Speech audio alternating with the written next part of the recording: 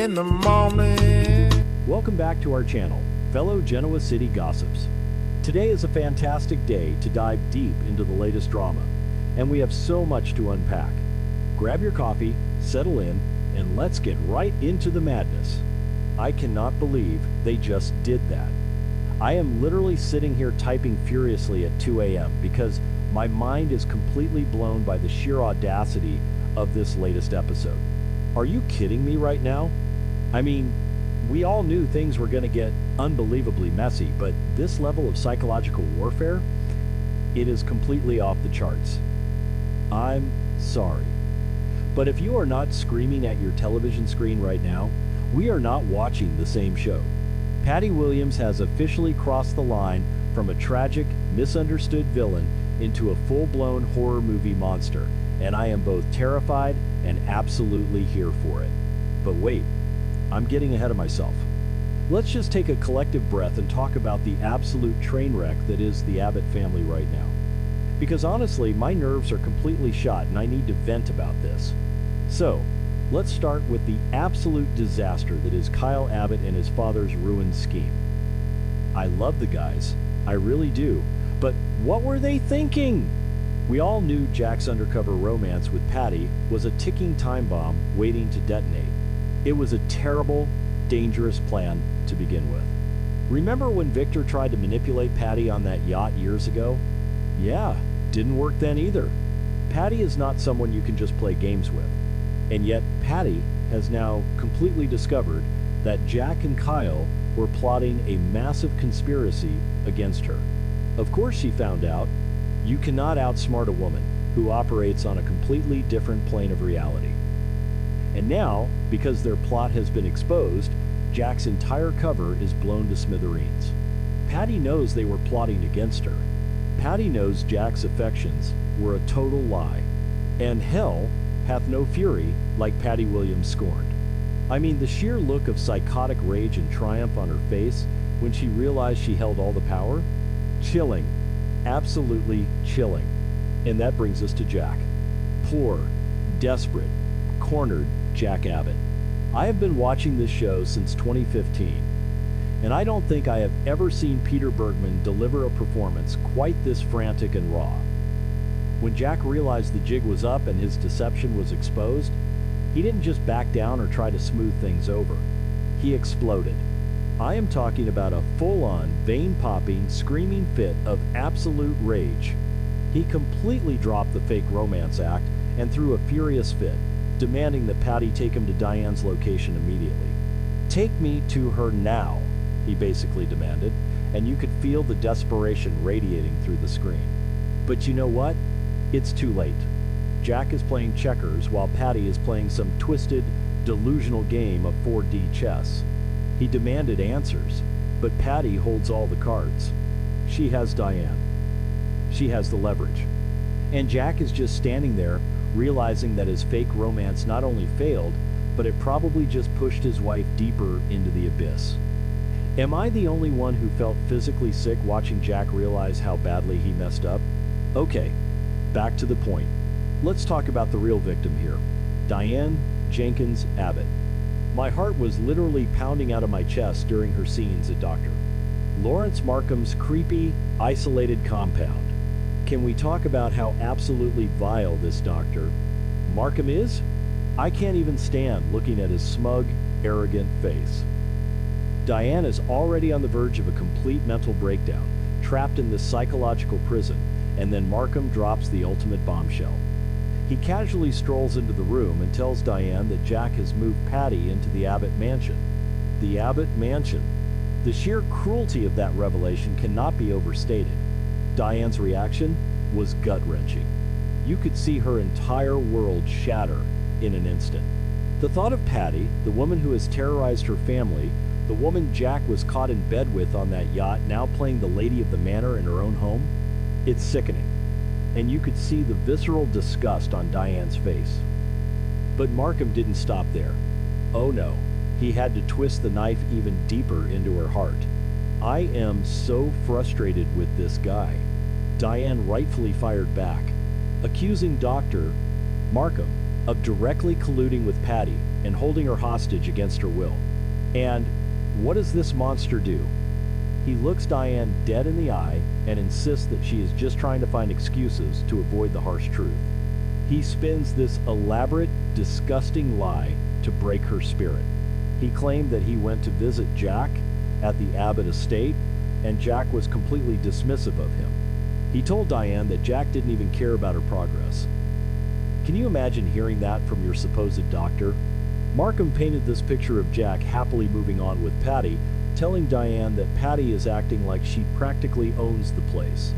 It is psychological torture of the highest order, designed specifically to make Diane feel entirely abandoned and worthless. And then comes the absolute worst part of Markham's gaslighting. He actually lied and said that Jack called him and explicitly authorized him to share all of this heartbreaking news. Markham insisted that Jack simply doesn't believe Diane will ever be able to forgive him for the yacht incident. He pushed this horrific narrative that Jack thinks Diane's pain is just too great to overcome, basically implying that Jack has washed his hands of her and is taking the easy way out with Patty. I was screaming at my television. How dare he use Jack's guilt to torture Diane? It is so incredibly evil. And of course Diane broke down. Who wouldn't break down after hearing that? She started sobbing, crying her eyes out over her husband, abandoning her and letting someone else fill the massive void in his life. For a hot second, I was so incredibly angry at the writers. I was yelling, "Don't believe him, Diane. It's a trick. He's lying to you." I was so worried that they were going to make Diane look weak and gullible. I mean, we've seen characters fall for this kind of intense gaslighting before. Remember when they tried this exact same isolation and manipulation tactic with Sharon when she was locked up by Martin Laurent? Yeah. It's a classic soap opera trope, and it didn't work for me then either. I was honestly dreading the idea of Diane just giving up and accepting this fake reality. I thought, great, now she's just going to waste away in this locked house, crying over Jack and letting Patty win.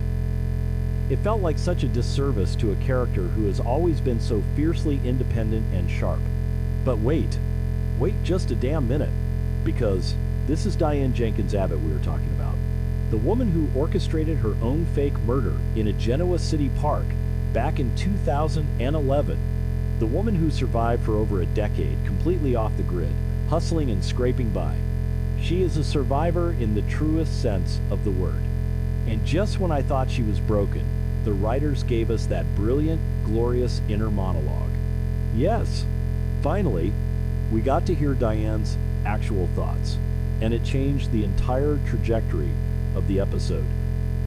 While she was crying uncontrollably on the outside, her internal voice was sharp, calculating, and crystal clear. She admitted to herself that Jack would never be that cruel. She knows Jack. She knows his heart. She knows he would never just casually replace her with Patty Williams and not ask a million questions about her recovery. I literally cheered out loud when Diane figured it out. She put the pieces together right then and there in the middle of her tears. She realized that Dr. Markham and Patty are absolutely 100% working together.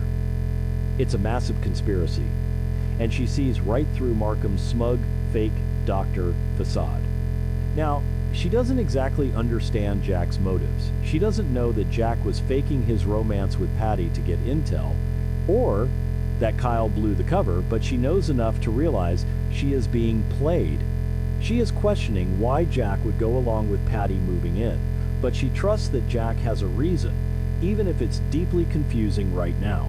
And that is why Diane is one of the best characters on this show right now. I know some people are loving this whole victim storyline, but personally, I want to see Diane fight back.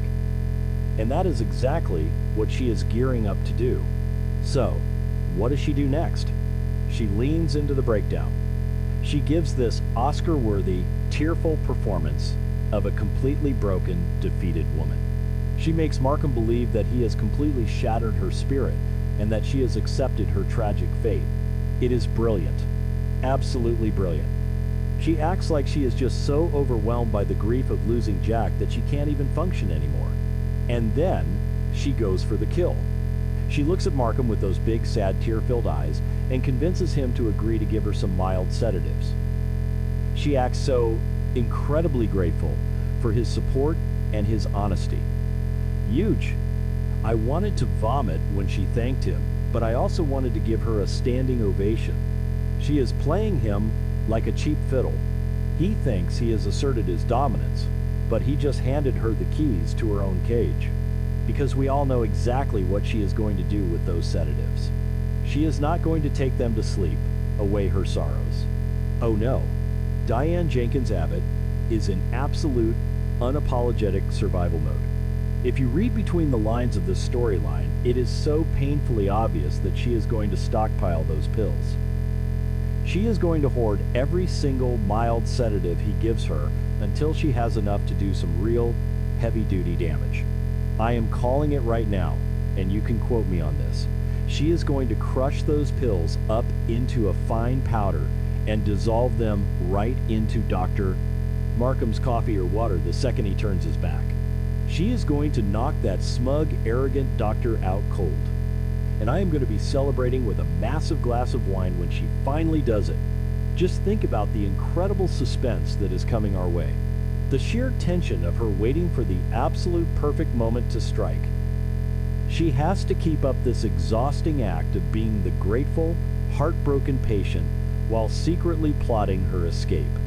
She has to find the weak spots in the compound's security system. If Markham slips up even for a fraction of a second, if he gets too comfortable because he thinks he has her completely under his psychological control, she is going to strike hard and fast. And honestly, it is about damn time. A controlling, arrogant man like Markham rarely makes careless mistakes, but history shows that even the most careful captors get sloppy when they start feeling like they have won. He thinks he broke her, but he just handed his prisoner the exact tool she needs to flip the entire dynamic and escape. Meanwhile, back in Genoa City, Jack is continuing to lose his absolute mind. He is demanding Patty take him to Diane, but Patty is completely unhinged. We know Patty has threatened Diane's life before, and now that she feels betrayed by Jack's fake plotting, there is no telling what she will do. Will she actually take Jack to the compound? Or will she force him into some twisted, impossible situation? I am terrified for Jack because he is completely out of his depth. He thought he could outsmart Patty Williams. Newsflash, Jack. Nobody outsmarts Patty Williams when she is in one of her psychotic episodes. She is unpredictable, highly dangerous, and she is currently holding the love of his life hostage. Jack's furious fit was justified, but anger isn't going to solve this. He needs a miracle, or he needs Diane to save herself. So, what is going to happen when these two massive storylines finally collide? Because they are definitely on a high-speed collision course.